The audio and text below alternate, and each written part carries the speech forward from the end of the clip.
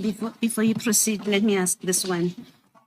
General, at that page 31, paragraph 2.1, in the third line, in fact, this is where the chairperson indicates the history of this team after the president visited the province. And then in the third line, it says to urgently attend and solve all high-profile cases and the ongoing political killings.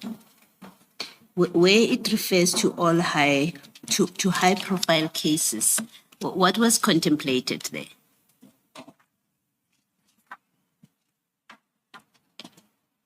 That's at page 31.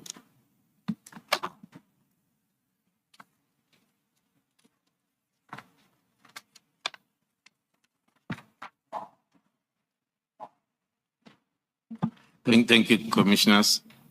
According to our interpretation, the high-profile cases will refer to, because the criteria of allocating a political related case will have a list of categories, with the last category being a political activist, a member of the political party.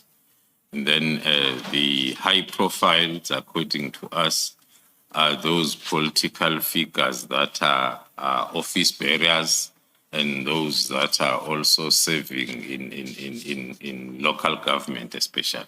That was our understanding of high profile.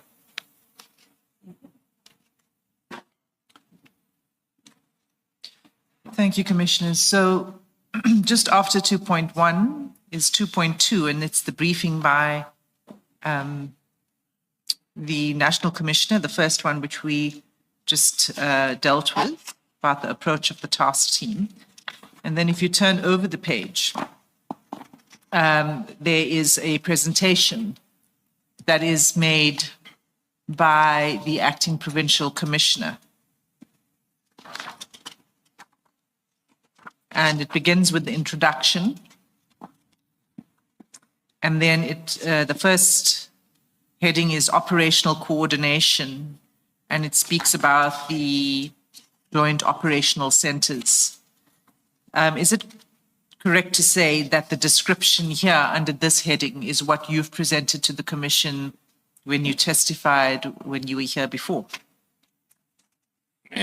Commissioners, can I be reminded on the CJC number? It's page 31, and it's CJC. I've forgotten. 12. Page 31.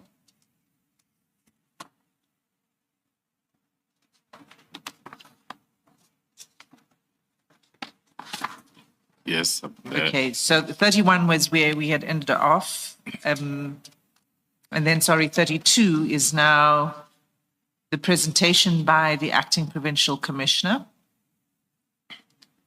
The second heading is operational coordination. And I just wanted to confirm with you whether what is presented here is the same as what you presented to the Commission when you testified earlier. That is correct, Commissioners. I can confirm these were accountability levels and structures that were set up and were then part of the briefing of the IMC, starting with the tactical joint operational centers that I referred to as 4 of them that were established, that were meeting and accounting on daily basis to the mission area, right up to the National Steering Committee. Thank you. That then is described fully, and then the next thing I'd like you to turn to is page 34, where the Acting Provincial Commissioner at the time described the composition of the team. Is this now in terms of the revised structure? Yes, commissioners, that was in terms of the revised structure and the command and control as was presented previously, looking at the mission area joint operational center, the first box on the left, the task team leader referred to as Major General Ramatswele, as we have presented before, and the project manager referred to as the then Brigadier Kumalo, which is myself, and then other tactical commanders for different disciplines, and those four operational teams below that were implemented. Thanks. And then page 36, which deals with the table of case dockets. Is this presentation an analysis of the dockets that were within the control of the task team at the time? That is correct, commissioners. At the initial stages of the task team, we had to indicate the cases that were presented during the previous IM.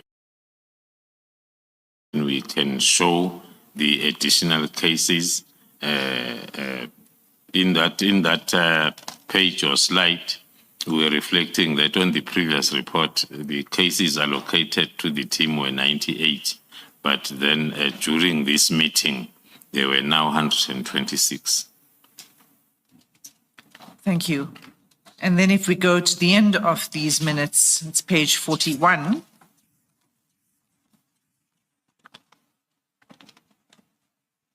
Item 2.4, the resolutions.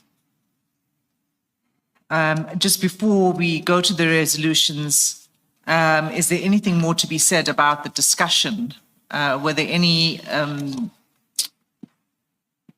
was the approach, let me put it this way, was the approach that was being presented by the acting provisional commissioner supported by the members of the IMC?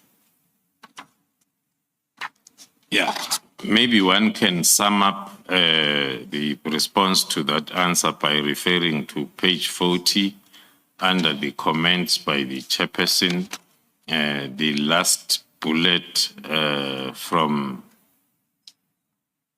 the second bullet from last, which reads, the minister praised the task team and encouraged them to put more effort so that a message is sent that there are consequences for breaking the law. So those were sentiments that were shared by the IMC during this initial meeting of the new team that was put in place.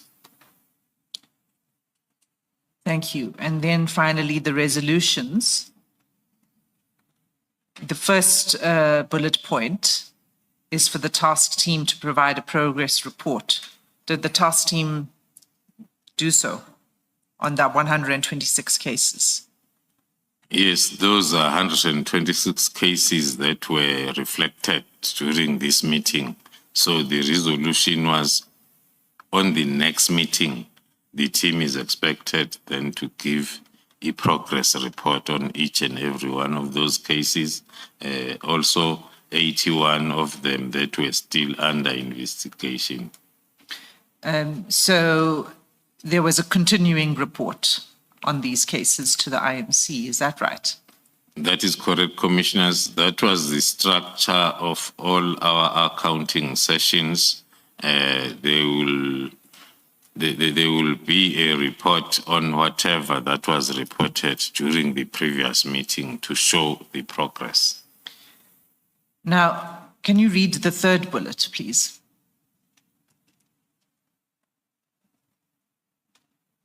The third bullet under resolutions. Under resolutions. The task team in the next meeting will provide progress report on the progress made on the following priority cases: Mr. Mkunu, the killing of Mr. Mkunu, Mr. Stolle, and Mr. spelling mistake, Makak. Why were these cases singled out? As per my response to the question by Commissioner Baloyi, that the cases will be rated as high profile, depending then on the deceased. So these three, the first one is the one that was a reason for the establishment of the task team. This crime scene that was visited by the president, that is Mr. Kashana Mkunu, and Mr. Sitole was also another high-profile politician, as well as Mr. Makaka, who was the former ANC Youth League secretary. Thank you. The next set of minutes, if we can go there, then is on page 42. That's CJC 13. And that's dated 13 September 2018. And were you present at this meeting, General Khumalo? Yes, I was present, Commissioners. And again, was it chaired by former Minister of Police, Cele? That is correct. And as similar with the structure of the previous minutes, we see on page 44, items 2.2 and 2.3, where the National Commissioner opens a briefing and then hands over to the acting Provincial Commissioner. Is this where the Provincial Commissioner then did the progress report on the cases as required in the previous minutes? That is correct, Commissioners. As I explained on the coordination slide, that the meeting will take this format. What will happen in preparation for the IMC? We, at the level of PKTT, we will prepare the report and present it to the provincial steering committee chaired by Lieutenant General Mkwanas. And then as the National Steering Committee comes in a day before IMC, led by the National Commission, then the Provincial Steering Committee will then brief them. And then on the day of the IMC, it will take that order. The National Commissioner will introduce the briefing note, and then the General Mkwanas will then present as briefed by the political killing task team at operational level. It was later on when then I joined the elite level, when then it was myself now who was briefing the IMC, not the Provincial Commission. By that time, I was still a brigadier.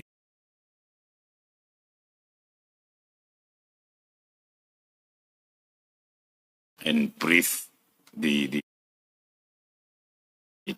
But then after I became a Major General, that's when then they allocated the responsibility to me to brief all the levels, the National Steering Committee as well as the IMC. So this briefing is extremely detailed, and it goes all the way to page 56, in fact. And we don't need to go through the details, but I just want to confirm that this was a presentation that was made by the Provincial Commissioner with your assistance. That is correct, Commissioners. So if we turn to page 55 of the bundle,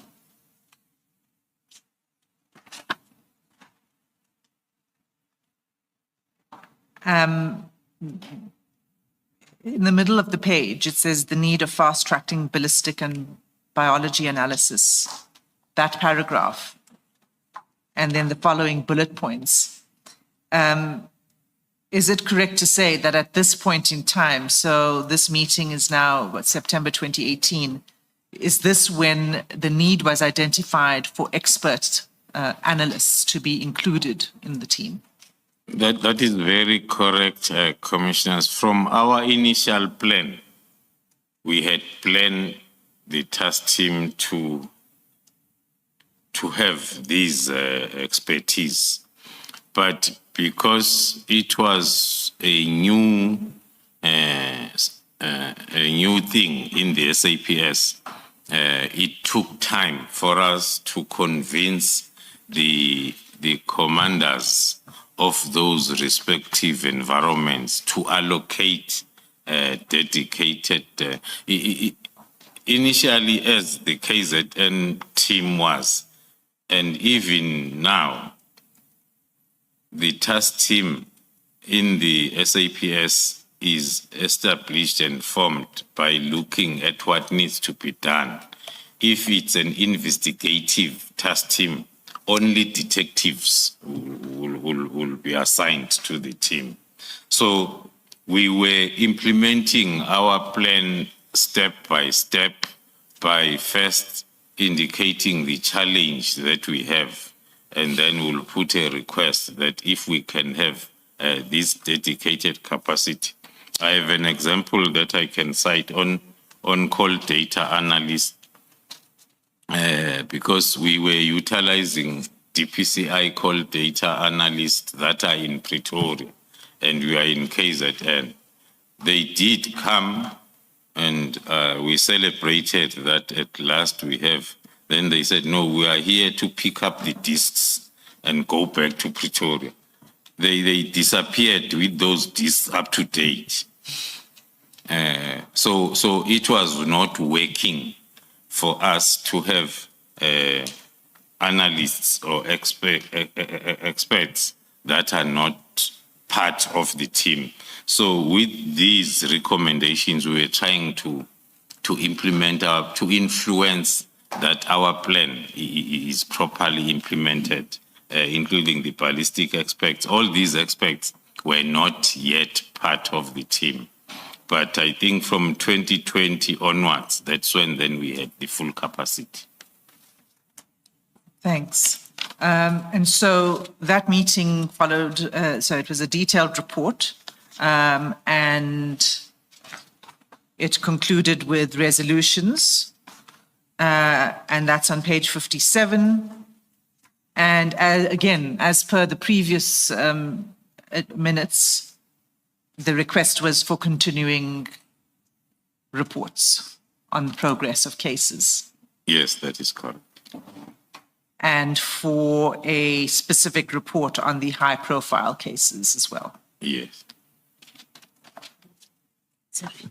General, in that page 57 under resolutions, can you just explain that first bullet point, which requires a progress report on 22 case dockets not related to the task team mandate? Why that was being included for discussion in the work of the task team? Thank you, Commissioners. Initially, the use of parallel investigation was an internal exercise. We were doing it to assist our investigation. But then the time came when, because if we have a main case that is linking ballistically with another case that is not politically related, we were only reporting on the politically related main case. So the resolution was, let us also report on those parallel ones because they talk to the performance of the task team. It was a performance issue, really. It was a performance issue.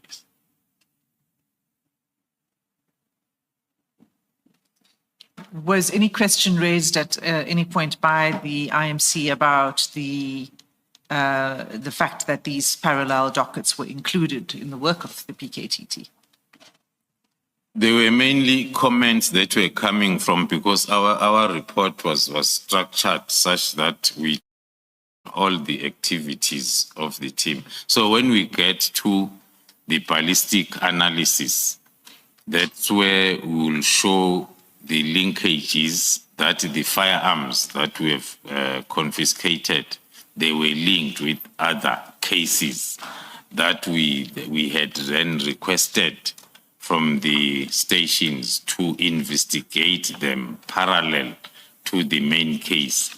Now, because now our statistics were not tallying at all the segments of the report, that's when then it was a resolution that as we report, if we check our reports moving forward, even the report that we presented as part of the testimony in the commission, it has those categories: political related cases, parallel cases, and ad hoc cases.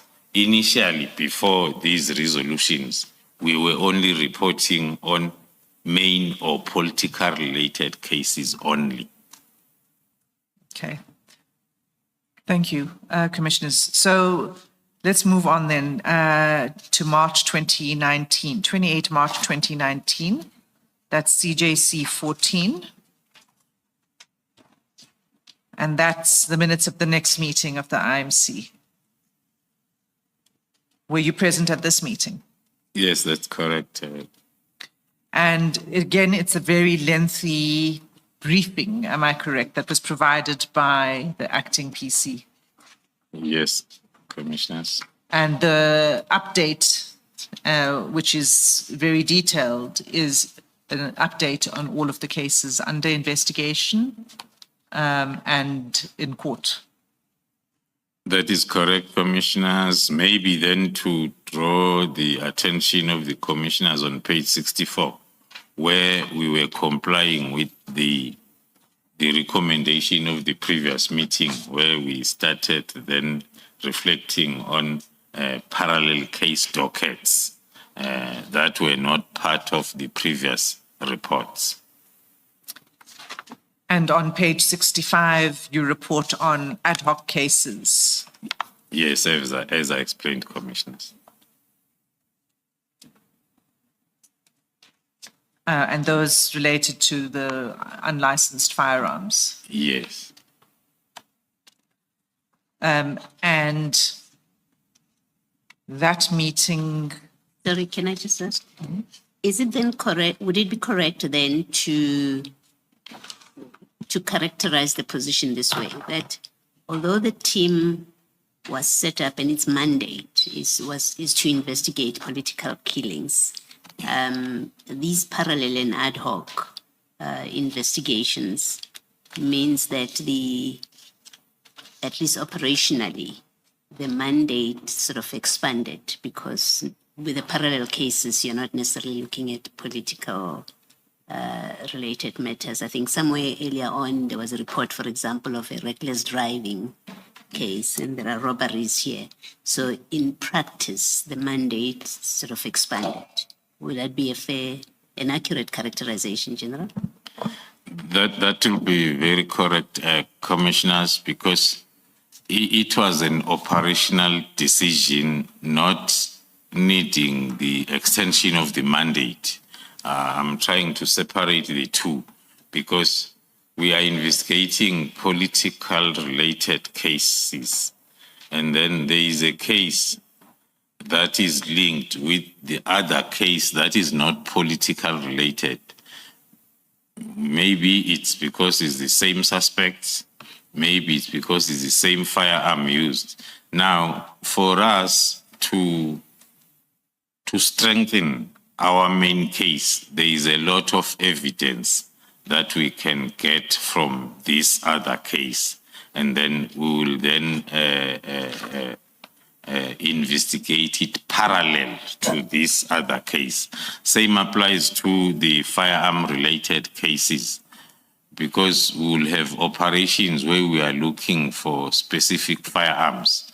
Now, when we register a possession of unlicensed firearm for that particular firearm, that case will be investigated by the team because it is linked sometimes with a parallel docket that is linked with the main political related case because this firearm was used in both these cases. So initially, it was an operational decision, which was part of our methodology. Hence, then, when we were reporting on the mandated group. But then, as we were explaining how we are so successful, then it was then requested that we bring also those cases in our report. Thank you. And am I correct to say that in all of these reports, you began to then report in terms of those categories? So you separated out the categories in your reports? That is what we did throughout up until the last 27-page report of January 2025. Yes. Okay, so I'm going to just move on to the next. The resolutions here, just to for the sake of completeness, to wrap it up, are similar to the previous resolutions, which is to continue your reporting on the cases and to intensify efforts on certain cases. Correct? That is correct. Okay, so the next meeting then is 30 July 2019 at CJC 15,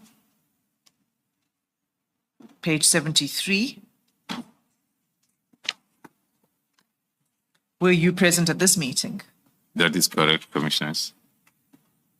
And can you tell me whether this meeting followed the same format as the previous meetings, meaning a very detailed report by the Acting Provincial Commissioner?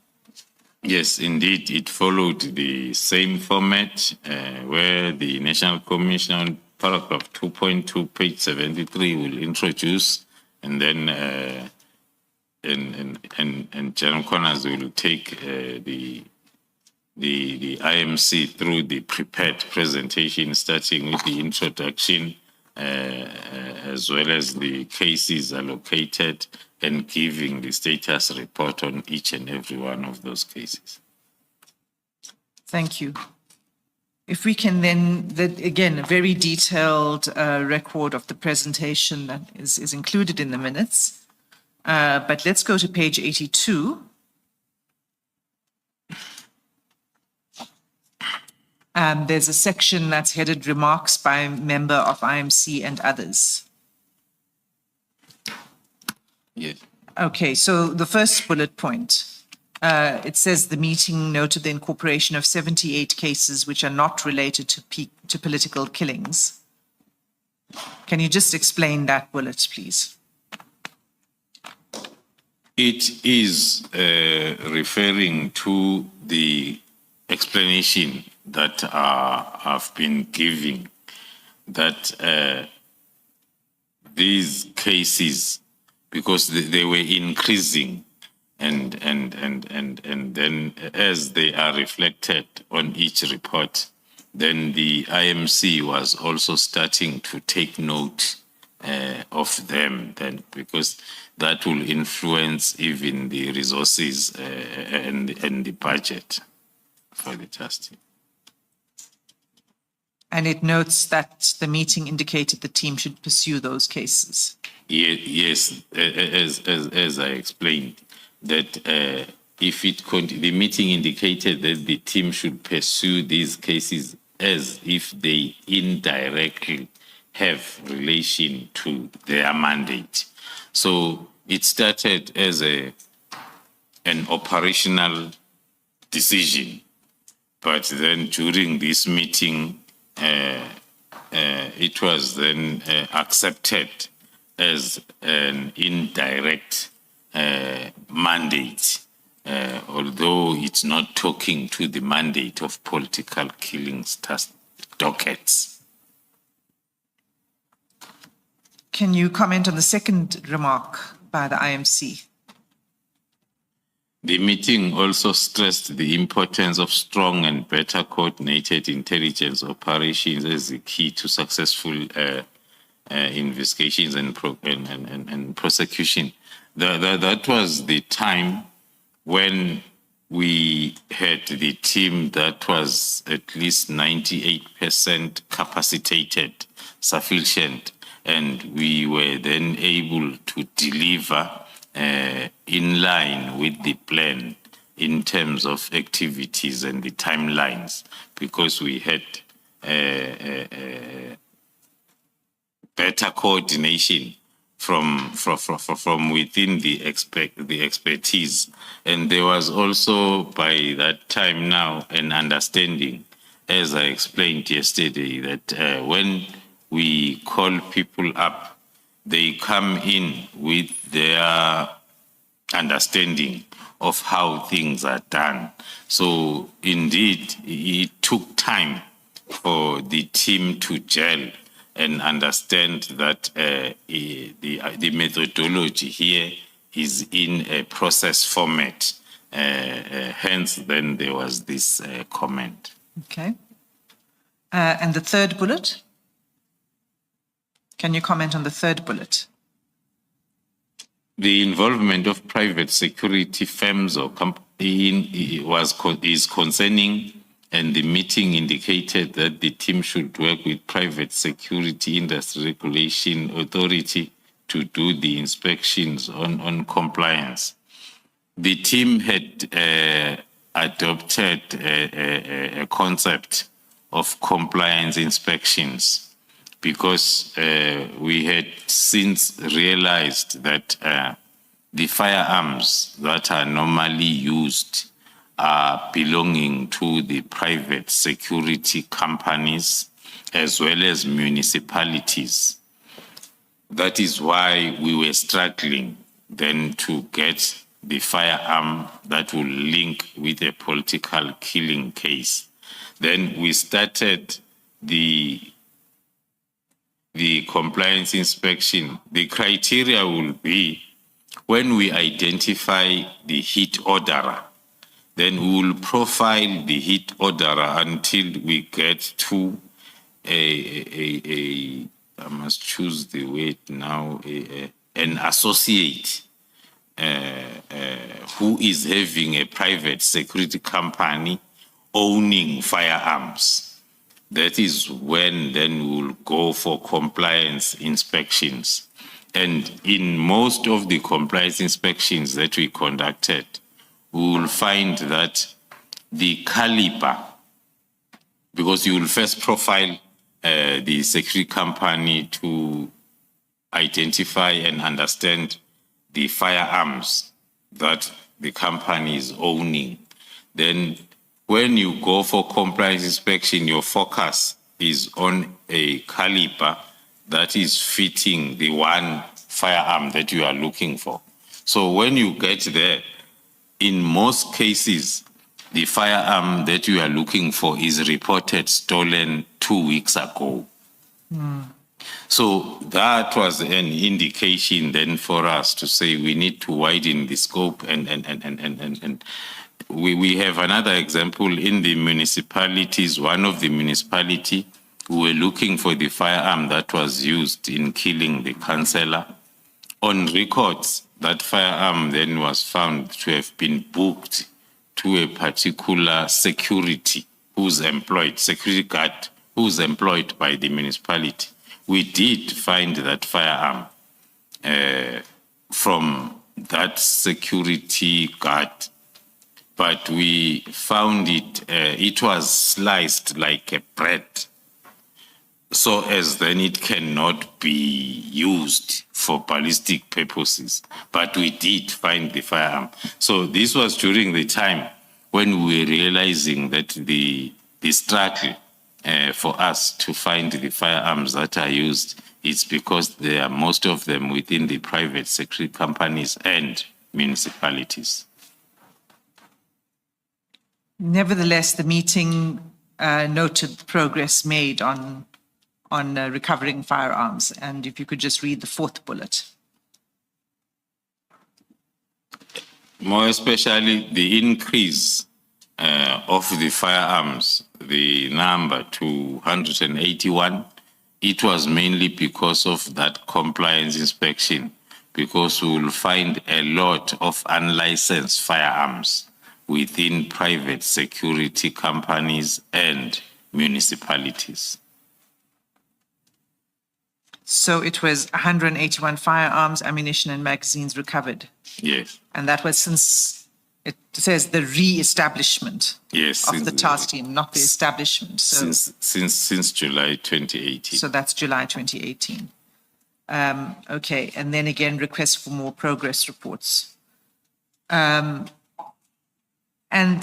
what we see after this is that there are no minutes for the years 2020 and 2021. Can you explain that? Yes, Commissioners, as we are all aware, those years were years when we had a problem of COVID. So the meeting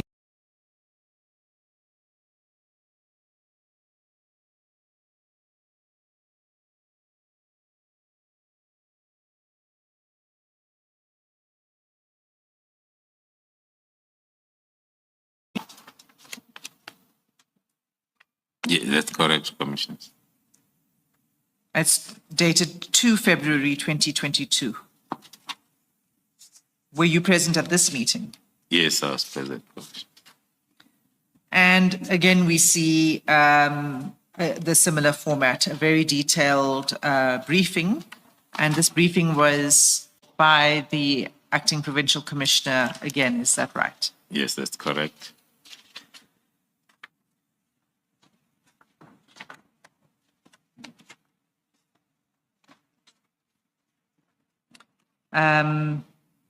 If we can just go then to the resolutions, which is on page 96.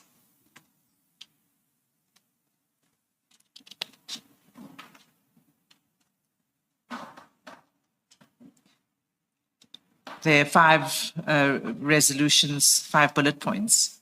Can you explain the first bullet point? Thank you, Commissioners. The resolutions, in most cases, the resolutions will be linked with the challenges that will be brought to the attention of the IMC by the team. So the first one that talks to the must be specialized or dedicated court for political related cases. That was during the time when we were experiencing delays at court. We had so many trial-ready cases, but now because they were competing on the court roll with other local cases, looking at the task team being time-bound and being a project, then there was that request or recommendation that the dedicated court be provided, of which then the ministry had identified that Saudi court case that after threat and risk assessment and other processes, mainly because of the conditions of the cells in that court, then the interdepartmental, especially the provincial steering committee, decided against the use of the court. Then the next one talks to the dedicated prosecution team at lower courts to deal with firearm-related cases. The main problem there was, as the team will register a case of possession of unlicensed firearm, and the dedicated team of prosecutors are dealing with politically related, more especially if the firearm is not linked with the case. Now, those cases were also suffering a lot, and then the team thought that maybe they must also put up that request for their cases that are at lower courts to have the dedicated prosecution team. And did that happen? Unfortunately, it did not happen, commissioners. Okay, if you can just then finish with reference to the third bullet point on these minutes. The Department of Correctional Services should improve on security, especially unlawful access to cell phones by inmates, and report in the next meeting. This has been an ongoing problem up to date, but it was something that was also brought up by the task team for the IMC to assist on. There were lots of proposals that were put on, but were not implemented. That is why we still have the same problem. And it's one of the reasons why the request that was approved and the recommendation to use Kokstad prison, because communication within that prison is impossible. So that concludes those minutes. The next set of minutes is CJC 17. And that meeting took place on 5 September 2023. Were you present at this meeting, General Khumalo? Yeah, yes, commissioners. Now, this meeting, again, followed the similar format to the previous meetings, except that the report of the work of the PKTT was presented by you and not the Provincial Commissioner. Is that correct? Page 100. Yes, that is correct. And again, as with the previous reports, it's a very detailed briefing, and it goes on for quite a number of pages. I don't know if there's anything specific you want to highlight in relation to this meeting. If not, we'll just go to the end of the minutes. There is nothing more than to flag that on this report we had included a threat and risk assessment, because it was built up to the upcoming local government elections. So can we then go to page 123? And you'll see this is a section dealing with remarks by other members present in the meeting. Yes.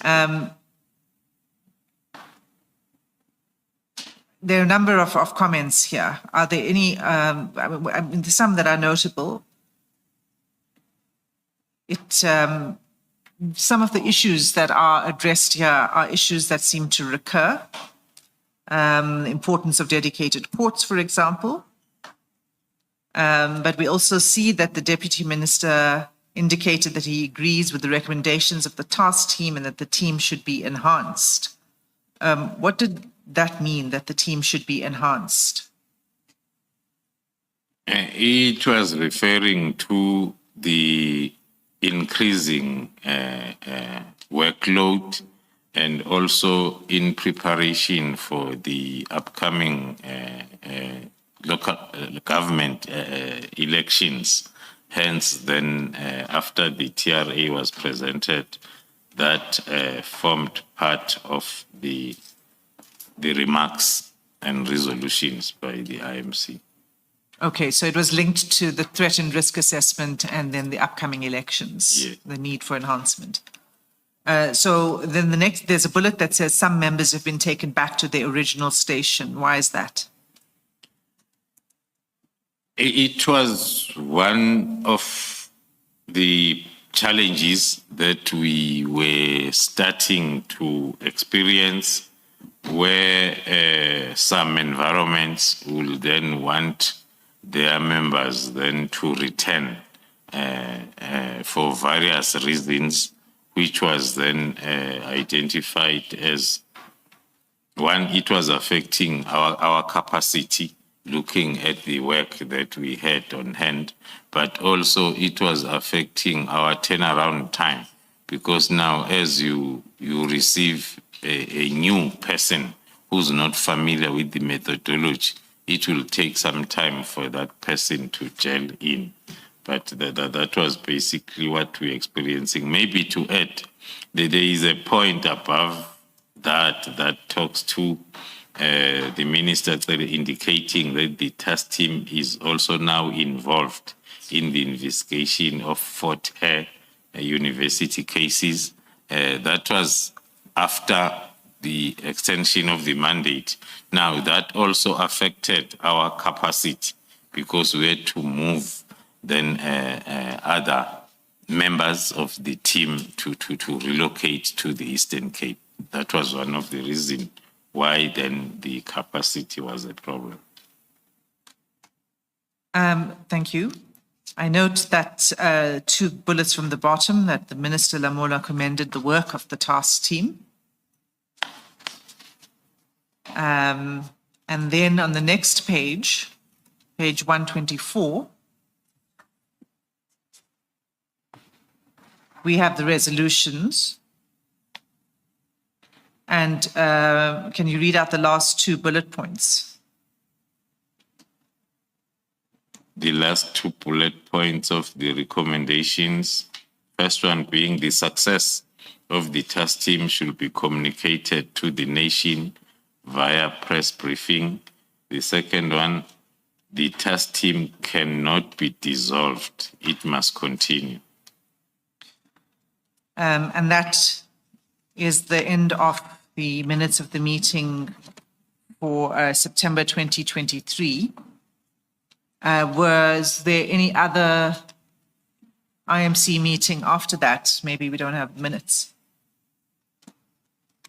There were no other IMCs because this one was the last IMC towards elections. Hence, then it had also a recommendation or a threat and risk assessment and a recommendation of enhancing it, and also the decision not to dissolve it. I should think that maybe in line with the change of administration, this is the last decision taken by this IMC that it should not be dissolved. So as the next IMC, when it comes in, it continues this good work that this current IMC have seen.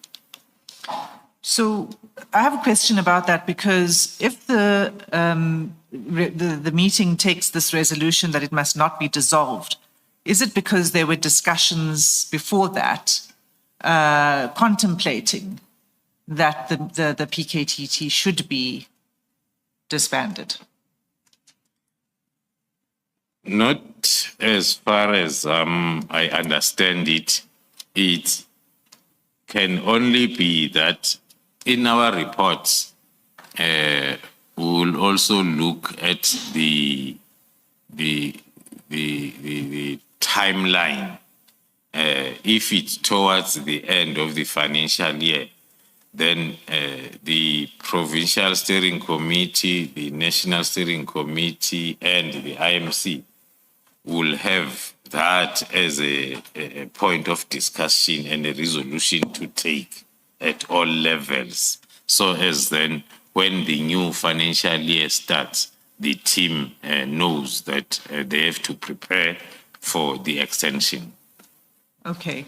So in addition to this regular meetings or this oversight by the IMC, there were also monitoring by the Provincial Steering Committee and the National Steering Committee. Yes.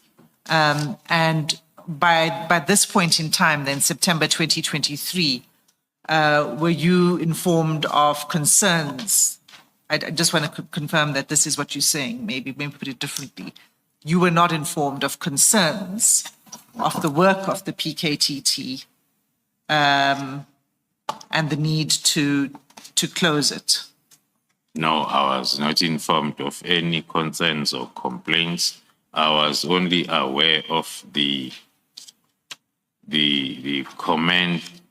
commendations of the good work by the team, because there is the last unminuted meeting where the team had to brief the president himself on the progress. That was then the last meeting before elections. So, as far as you were aware, the task team was conducting itself in a manner that, there were no concerns that were raised with you as far as its performance goes. And as far as the monitoring goes, was that monitoring of the work and the achievement of your objectives, as well as your finances? Was there monitoring over your budget? Yes, that was done simultaneously at all levels, from the Provincial Steering Committee up to IMC. But then the financials were monitored at national level by the CFO. By the CFO at national level? Yes. Okay. So we'll return then to the 31st December letter. Before you do that, General, you have a meeting. The last meeting is in 2023 September, and the meeting before that is in February 2022, and your explanation for the gap from 2019 to 2022 is the COVID intervention. Now, the next meeting is then in 2022, and then more than a year later, September 2023, it seems that's when you have your next meeting. Yeah. If that is correct, why is that so? Why was there such a long gap? Thank you, Commissioner. As although it's not my meeting, because it's the IMC and we were not in control of their calendar. So, at tactical level, as per the plan, the meetings were taking place every day, accounting meetings, and then same applies to major level. Provincial Steering Committee. There was then I won't say a problem, but the regular meetings at National Steering Committee as well as IMC between 22, after COVID, between 22 and 23, they were not as regular as they were. One then can maybe, because their main role was to monitor and evaluate and assess that the team is performing. One will say maybe they did not see the need to meet as regular as before, because they had since assessed the situation and confirmed that indeed the performance is as they are expecting. Thank you for that explanation. And then secondly, the team is constituted for the first time in 2018, right? Yes. And I just want to make sure that the chronology, as I understand it, is correct. And then in 2018, where you started, you've given a list of the different ministers who were involved. in their department. So, for example, and maybe let's just start there. I won't take you through each one of them. I'll just hop along as we go on. So you had Minister Cele there as the Minister of Police.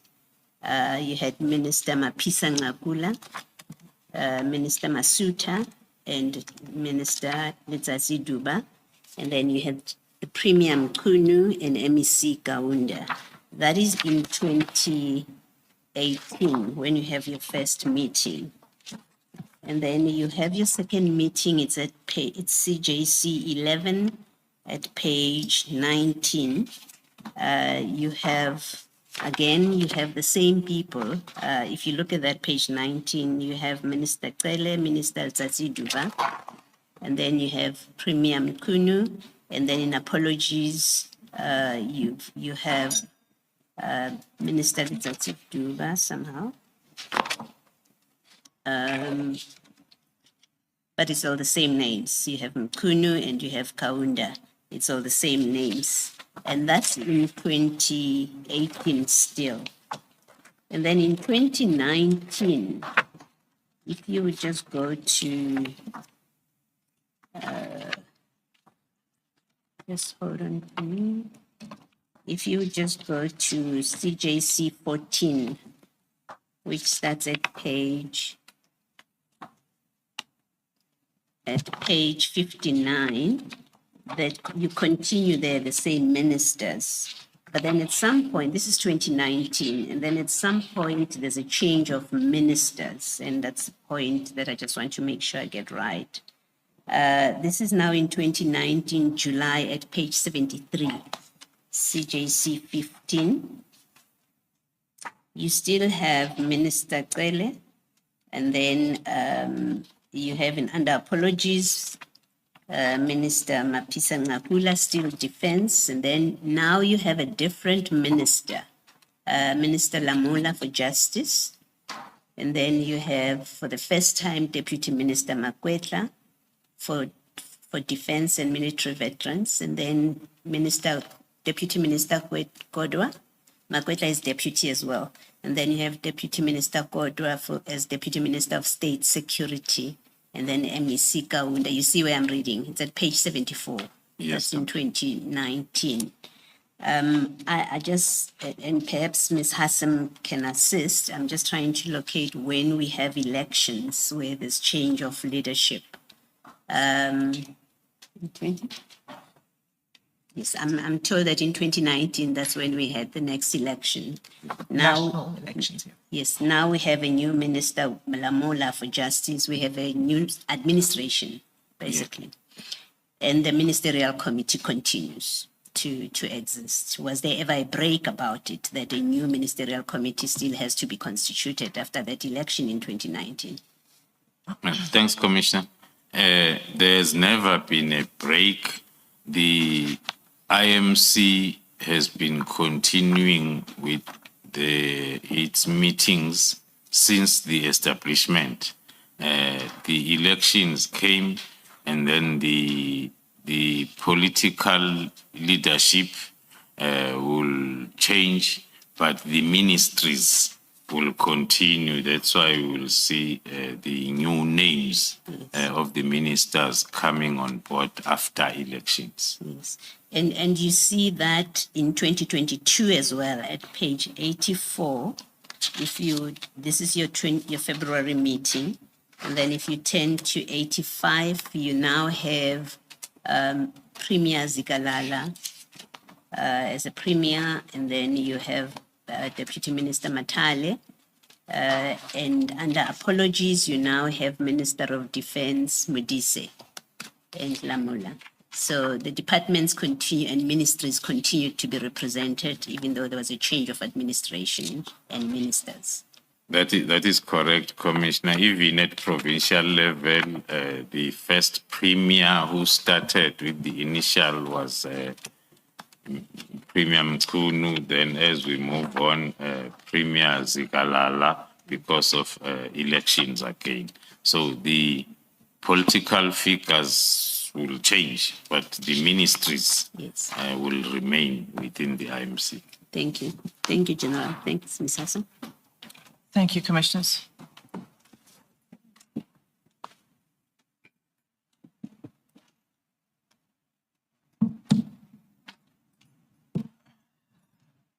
General Kamala, the National Steering Committee, did the members of the National Steering Committee change over time? Yes, Commissioners, as it was the case with IMC, also within the steering committees, there will be those changes. If we recall, at the beginning of the task team reconfigured 2018, the Deputy National Commissioner was General Zumane, who retired after some few years, and then Lieutenant General Msigidi was appointed the Deputy National Commissioner Crime Detection, and then she continued serving in the steering committee, National Steering Committee. So it was the case at all levels. Thank you. We were dealing with Part C, so of your statement, and Part C of your statement deals with the disestablishment of the task team. And we began with the letter of 31 December. Can we now move to paragraph 135? You've explained to some extent that you had not been informed about the concerns about the PKTT before the 31st of December, and you were also not consulted about any decision to disband before the 31st of December.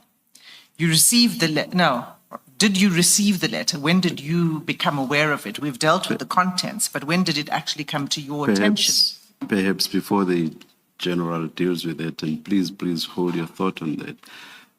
General, I just want to ask you a couple of questions relating to how matters ought to have unfolded. I'm not suggesting that they did not unfold the way they should have. In your experience, could Minister Mchunu have been in a position to take the disbandment decision without being briefed?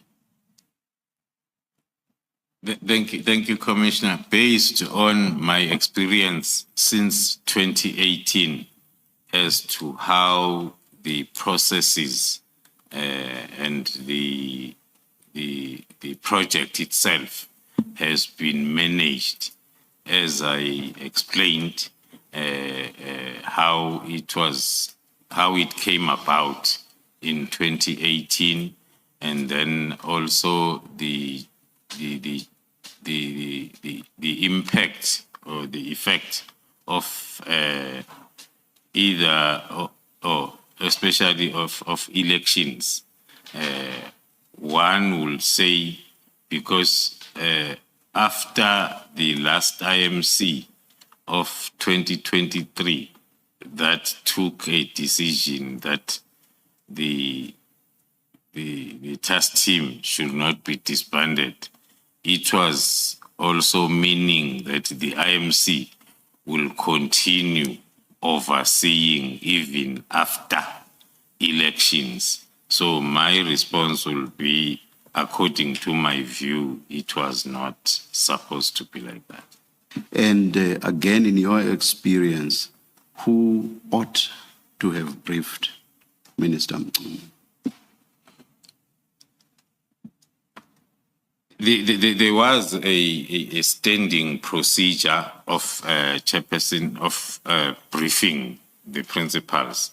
Maybe if I may answer that, starting with the last briefing on the last administration that was given to the IMC in 2023, and then few months before elections to the president.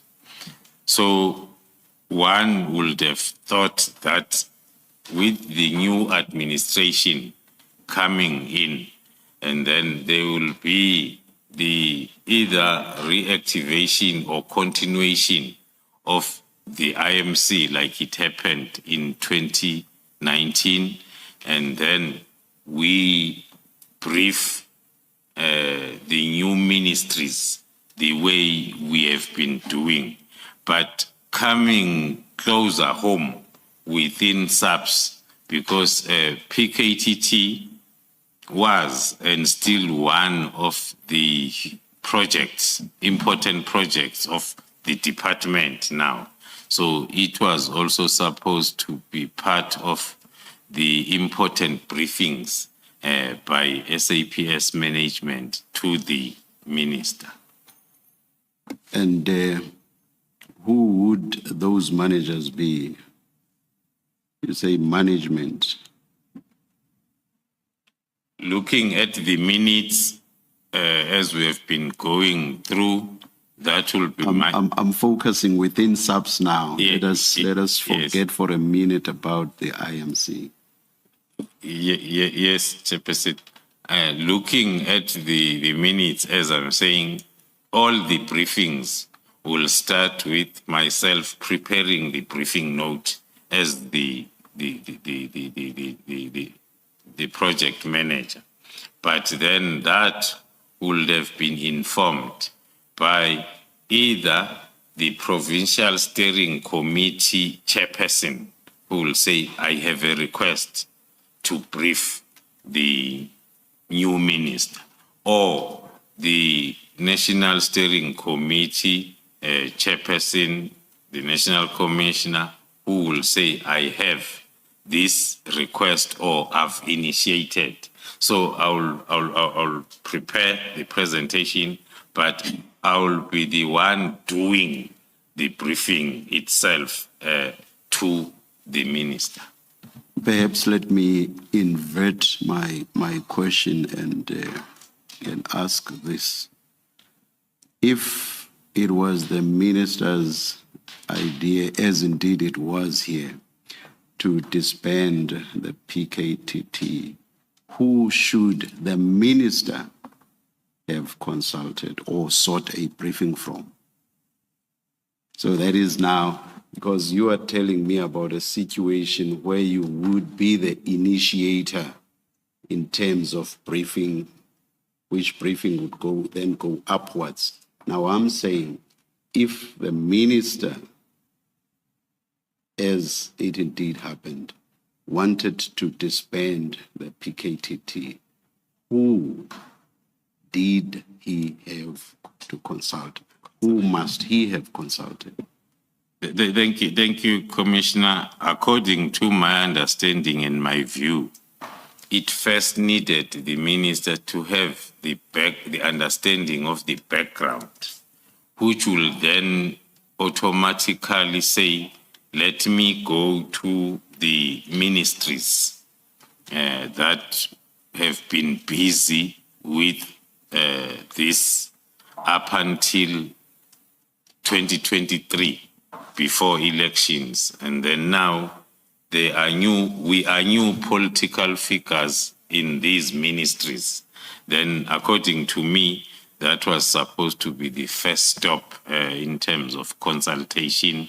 Of course, then looking at the background, of course, then with also, or in consultation with the president, and thereafter the message then will go down as it happened when it was established. On the information that you must have received by now, did the minister take any of the steps that you are referring to? Did the minister make contact with any of the members of the IMC, did the minister consult the top management of the SAPS, which I assume would obviously include the National Commissioner, and perhaps even you as the project manager? Did the minister do any of those? Thank you, Commissioner. Based on the information that I've received up until now, the minister did not consult any of the incumbents of the ministries that are making up the IMC. And also to add, even the information also received up until now, even the current deputy ministers were not consulted, of which then with the previous IMC, by then we had one deputy minister of police who was now and again in attendance on some of the IMCs. So at that level, I will say, based on the information that I've received up to now, there was no consultation at that level. And then on the second level below, I will confirm that we have never been given an opportunity to brief or also to be consulted before the decision was taken. The minister knows best why he did not do any of that, if, as you say, he indeed did not do it. But I will still ask you this. Do you know why the minister did not do any of these? I will not definitely know as to why that consultation did not happen, Commissioner. But according to my view, that I will hold on to it up until I'm given the real reason. I will hold on to the view of what was happening during December, the busiest month of them all in terms of PKTT, their support and assistance to the GCI ops. All that can be supported by our operation that took place on the 14th of May, when we had to analyze the communication, which was starting to give us more supportive information as to why we say the reason was because of the activities of December. I pointed towards the format of the letter. According to me, it's my view again, it was not a letter that was given the attention that it deserves, that needs to be crafted such that. So it talks to the letter that had to be speedily finalized, and now looking at the happenings of December, I will stick to my view up until I get the official reasons for not consultation and for disbanding. Lastly, do you not find it strange that on something so important, with as much history as it had, that what the minister says is so terse or so brief and without much substantiation? Do you not find that strange? I'm referring to page 204 paragraph 3 of the letter, and that's annexure SDK 24. Do you not find that strange? Indeed, Chairperson, I find it very strange, hence my comment that my assessment of the letter is a letter that had to be fast-tracked, not really having the strategic view of the issues that are raised, because there are areas that are supposed to be detailed. And excuse me. So those details will only be informed by the briefings that are received prior to the crafting of the letter. And also the other reason that one can put forward is it's something that we are still going to touch on my further evidence. When then we got an opportunity to give a very detailed briefing in the form of a report, a 27-page report, that is almost giving my whole evidence in this commission in terms of the background, all the steps, what has been happening from the legal framework, the legality of the team, to the oversight activities. So the report is containing everything, but that report was submitted on the 22nd of January. It's not back and signed with any comments up to date. So that I can use it as another reason why one will hold the view that the mission was to disband in December before I'm briefed. Even if I'm briefed afterwards, I don't show any interest. That is my interpretation. Thank you, General.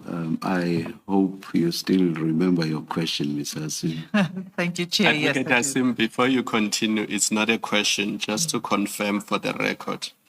Because there are two deputy ministers of police, the deputy minister, I believe General was referring to, is Deputy Minister Matale.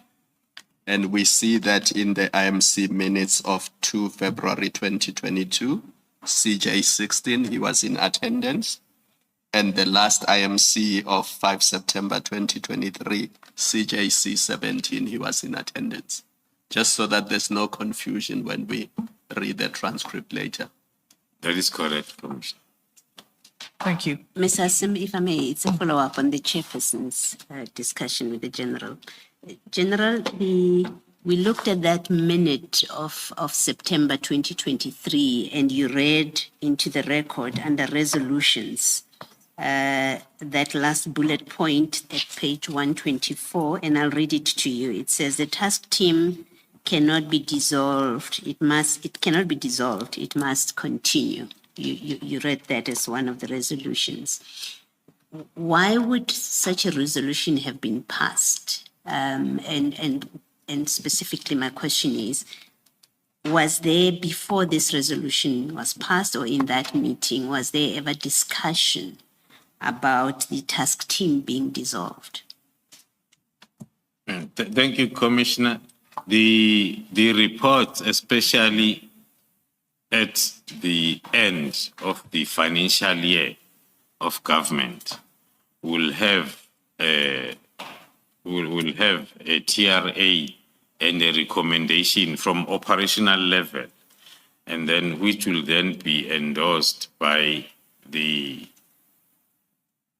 Provincial Steering Committee as well as the National Steering Committee. So at IMC, it will go as a resolution that has been taken at operational level, because the operational level is at Directors General level, those that are financing and resourcing the team.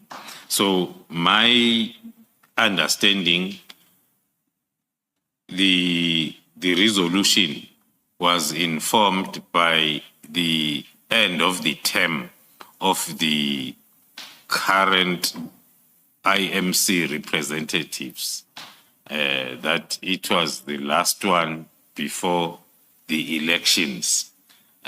So that is my understanding, but I can only talk to at the lower level, which is the process that was happening annually, so as then it can inform their decisions as directors generals.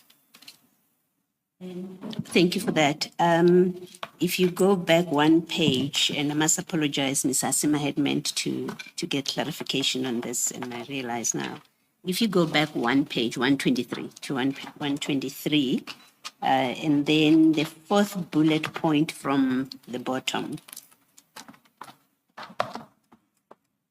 123, and then the fourth bullet point, it says from the bottom, sorry.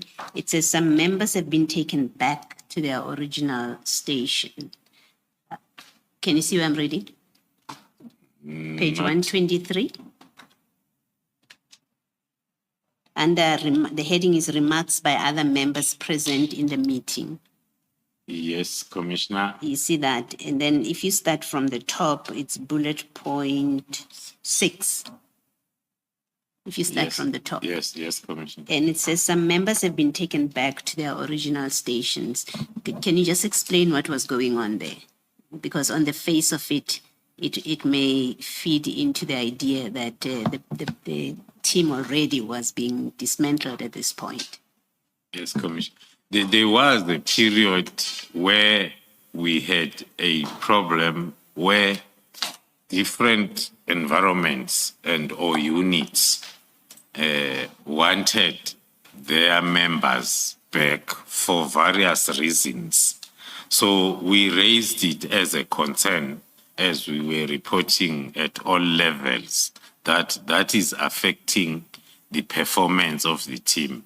Sometimes the unit commander will say, I need this member back, I'll replace this member with this one, which was then, as I've said, was taking us backwards, because now you have to start a 2-year training on a new person that is new.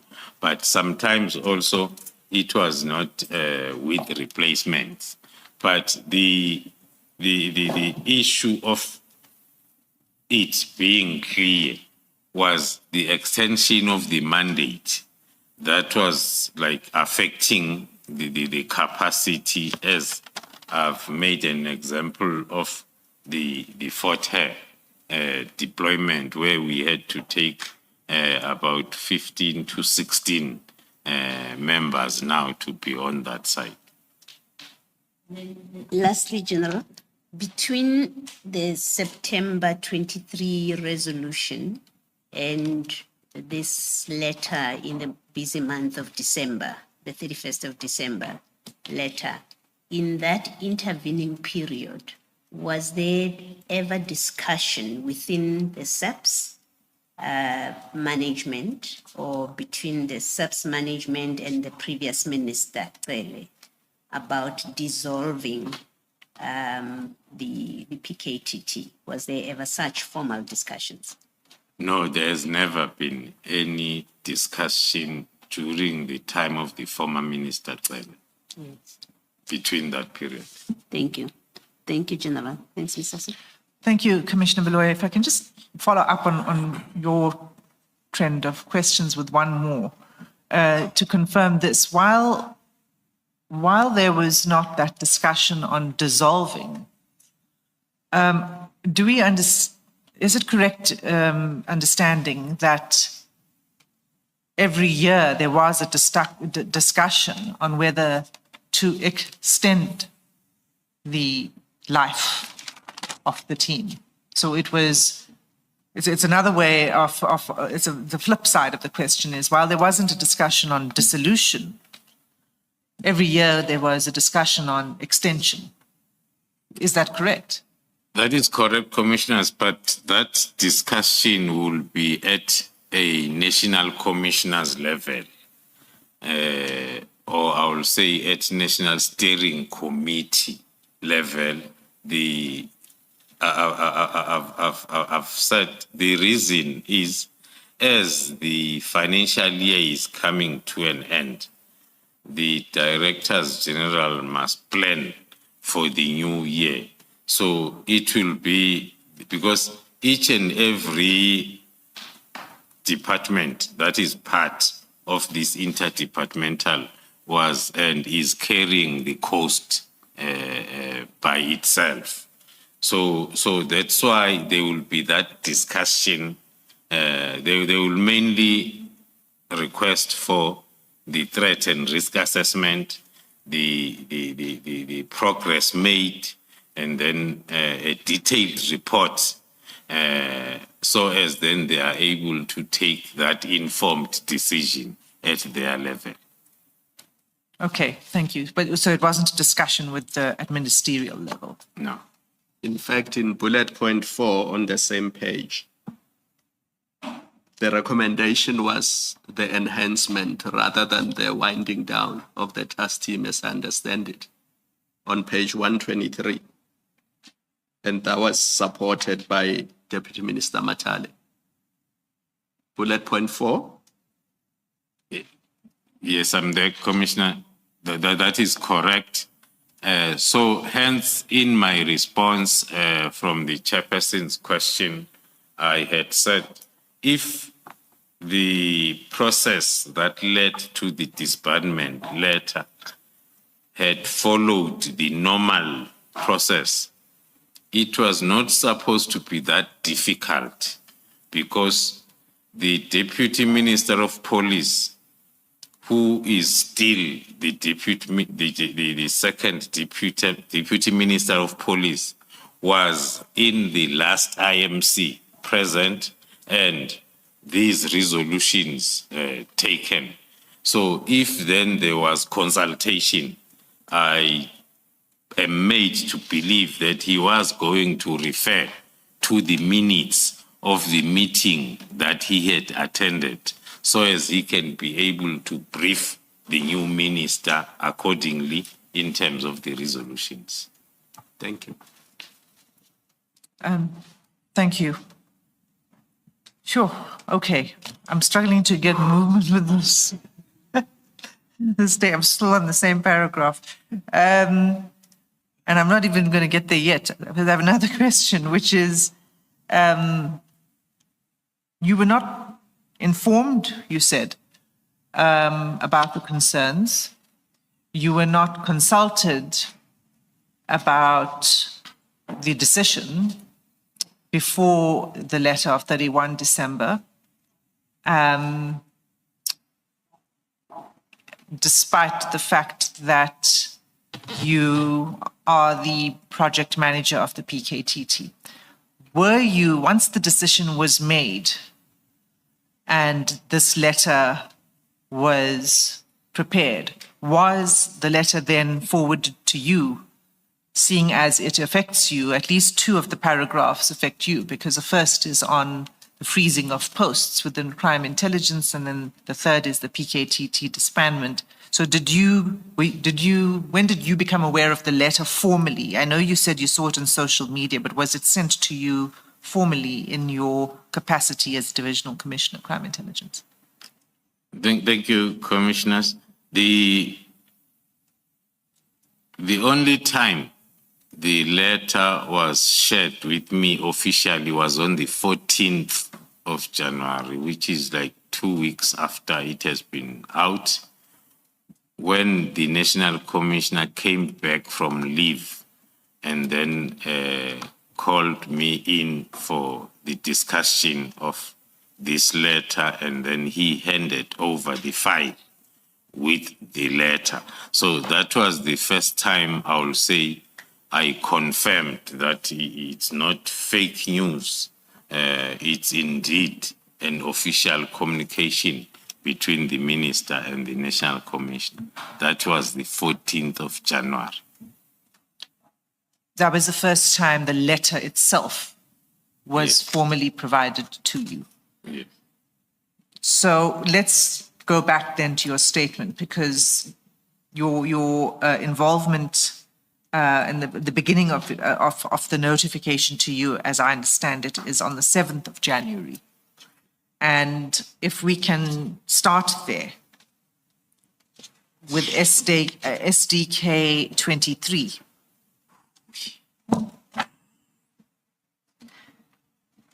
And this is an email that's sent to you on the 7th of January 2025. Can you explain what this email is saying to you? Let me go there. Let's see.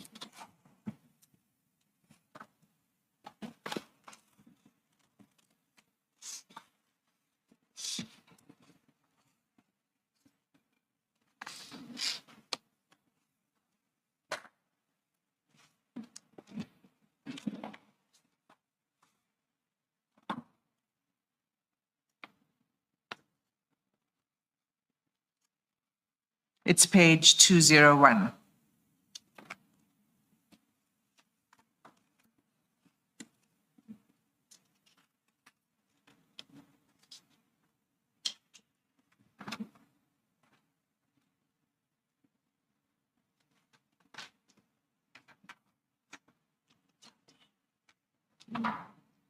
Is it not in your bundle?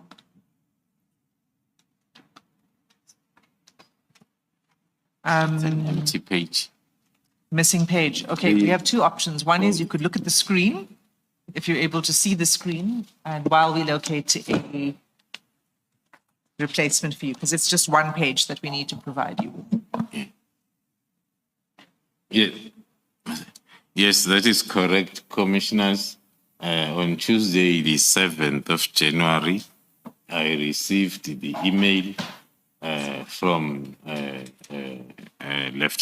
from a Colonel Afnand from the Office of the Deputy National Commissioner, Crime Detection, that had the heading, Deactivation of the Political Killings Task Team. So looking at the heading, I associated the heading with one of the points that I've seen on the letter that is on the social media. Then the message was the DNC Crime Detection has directed the trailing email be forwarded for your attention and the closing report for sign off by the 13th of January. That is the email as received, and it had no attachment. It was just this email that officially I could not understand it. Hence, there was no further action to it because it is just having that one line without any attachment for me to have a proper understanding of the background of the directive. And if we could just scroll down, please. Right. So what was being forwarded to you was an email that was sent to the Deputy National Commissioner, Crime Detection. Yes. Is that right? That is correct. And can you just read the last paragraph of that email?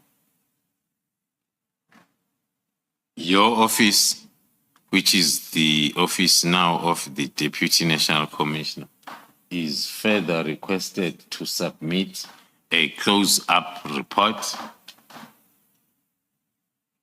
to be submitted on the 14th of January 2025 for NATCOM's, which is the short word of National Commissioner's consideration and sign off to the Minister. Okay, so this email was forwarded to you, and the request was for you to prepare a closing report for sign-off by 13 January. That is correct. And did you have any communication at this point in time with the National Commissioner about a closing report?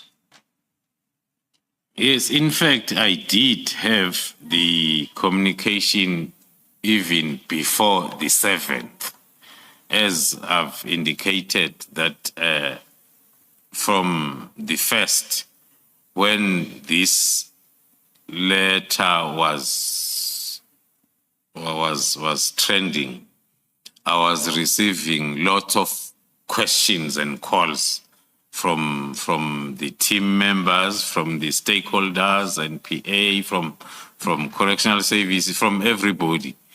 And I could not answer them. Hence, then I had made a call to the National Commissioner whilst he was on leave to help me with the information so as I'm able to respond. Then I got the response that he is also in the dark. The best thing is just wait until I come back. That is exactly what I did. I disowned the letter from the 1st when it started trending up until the 14th when I received it officially, and we had an opportunity now to discuss and try to understand it with the National Commission. And did you raise your concerns with the National Commissioner at that point in time?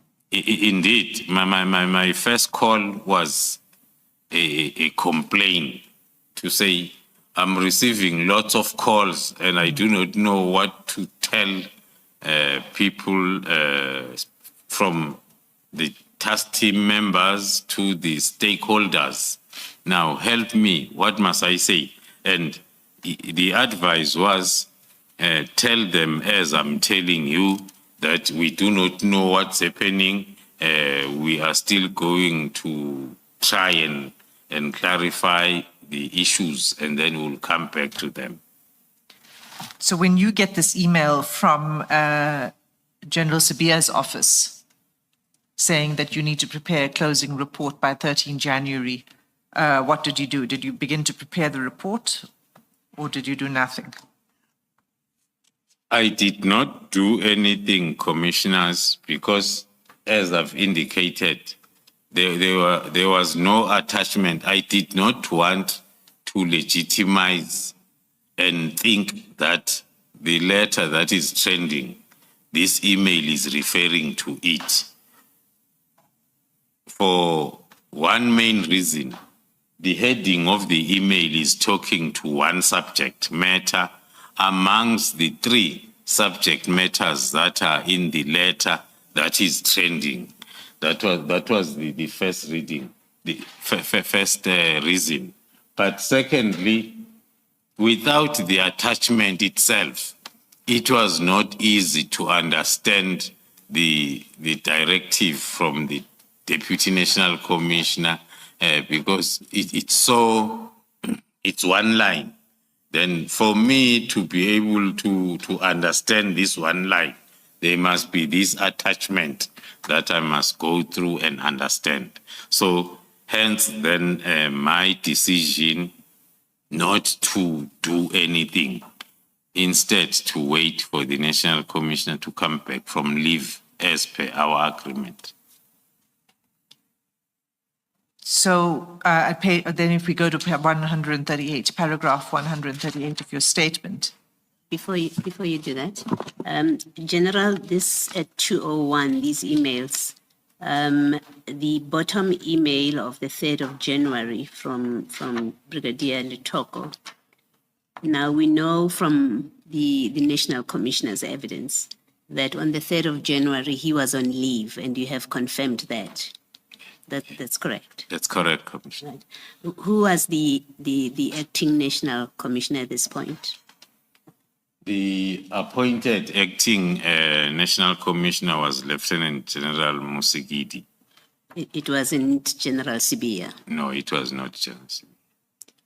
Okay. And then in that email of the 3rd, it's addressed to, and you do mention in your statement at paragraph 135, the email is addressed to Captain Keketsi Sibongile and Mabula TR, and then copied to General Sibia and General Sibula. Who is, where in terms of office does Captain Keketsi sit? In whose office?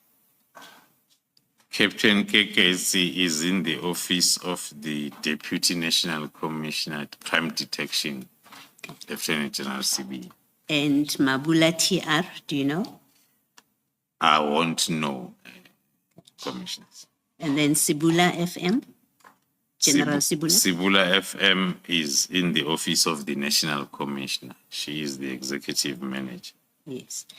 And then in the email to you, which is the email of the 7th of January, it is addressed to you, and then is addressed to you and to Captain Sibongile. And it doesn't appear that anyone from the Office of the National Commissioner is copied on that email. Am I correct? That's correct, Commissioner. Thank you. Thank you. Thank you, Commissioner Balois. So, let's go to the 14th of January. This is when the National Commissioner returns from leave. And can you just tell the Commissioner about the discussion you had with the National Commissioner on that day? Thank you, Commissioners. I'm not going to repeat what I had explained because the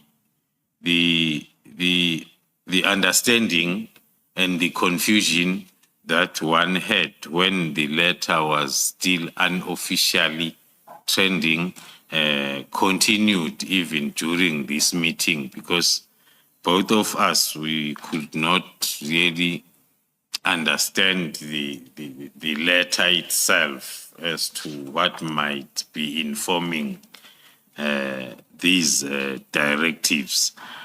But when it comes to the timelines that were on point number 3, there was also a long discussion between myself and the National Commissioner as to what is the meaning of a preliminary report that is required on the 20th.